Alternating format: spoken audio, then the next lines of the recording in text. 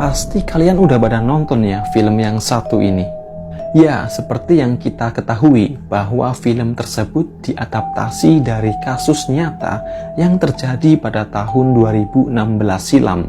Dan kita semua juga tahu bahwa pelaku utama atau yang disinyalir sebagai otak maupun dalang dari aksi keji tersebut sampai sekarang belum ditemukan. Lalu timbul atau muncul spekulasi-spekulasi liar di masyarakat. Nah, ada hal yang sangat menarik perhatianku coy. Yang menarik perhatianku adalah salah satu sumber informasi, yaitu Linda. Atau yang kita tahu adalah si Linda ini sahabatnya si korban. Awalnya kan konon katanya si Linda ini mengalami peristiwa supranatural ya, di mana ia kesurupan arwah dari si korban yang tidak lain dan tidak bukan merupakan sahabatnya dia sendiri. Pada saat dia kesurupan, kan dia menceritakan ya kronologi pada saat peristiwa kelam itu terjadi. Nah, pada saat itulah aku mencium kejanggalan-kejanggalan dari apa yang disampaikan atau dinyatakan oleh sahabatnya si korban ini. Aku pengen banget ngasih sudut pandang yang berbeda dari kebanyakan orang. Tapi disclaimer dulu nih, bahwa apa yang nanti aku sampaikan bukanlah suatu tuduhan ya, atau fitnah. Jadi bisa dikatakan ini sebagai atau sebatas opini ya, maupun hipotesis yang memang perlu dikembangkan lagi oleh ya tentu saja pihak kepolisian. Jadi ya dengan kata lain ini hanya sebatas membantu ya, siapa tahu keterangan aku ini mampu menjadi sumber atau referensi lain ya, yang berbeda dari sudut pandang kebanyakan orang. Kalau boleh jujur, sebenarnya aku nggak percaya 100% kalau si Linda ini memberikan keterangannya pada saat dia kesurupan coy. Maksudku gini, bisa jadi si Linda ini hanya pura-pura kesurupan karena dia merasa panik atau telah berjumpa kembali dengan memorinya untuk mengatakan sesuatu yang sebenarnya terjadi. Karena dia mengalami ketakutan ya, atau mungkin dia merasa cemas apabila dia mengatakan atau menceritakan kronologinya dengan secara sadar. Akhirnya dia membuat suatu keputusan, gimana caranya supaya orang mengira saya ini nggak terlibat gitu.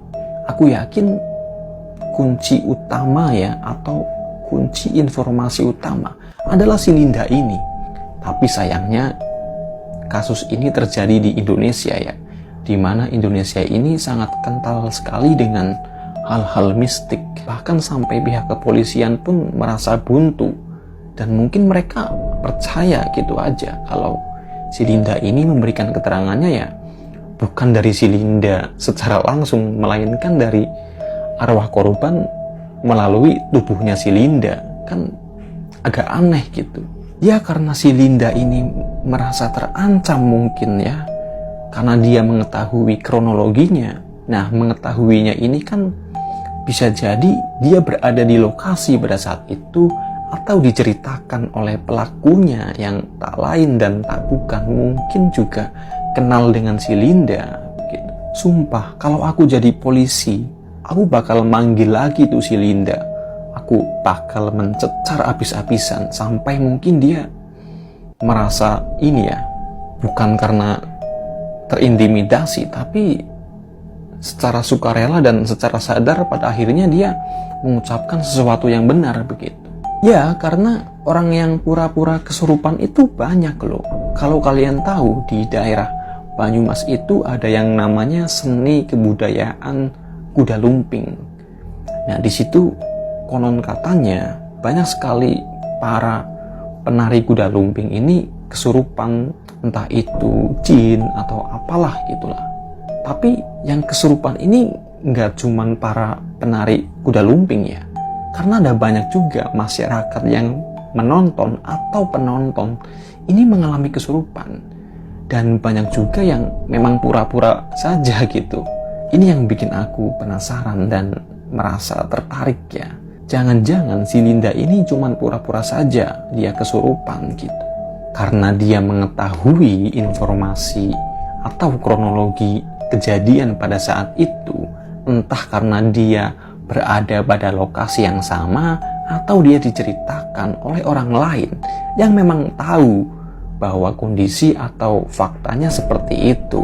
Dan karena si Linda ini merasa tertekan, merasa takut maksudnya, atau merasa mendapatkan ancaman apabila dia mengatakan yang sebenarnya sebagai Linda itu sendiri, akhirnya dia berpikir bagaimana cara atau upaya untuk mengatakan ini tapi tidak terkesan bahwa si Linda lah yang mengatakan dengan secara sadar begitu. Nah, pada akhirnya mungkin ya salah satu opsi yang dipilih adalah ya pura-pura kesurupan, karena seolah-olah si korban ini memberitahu kronologinya melalui tubuh si Linda itu, ya kan?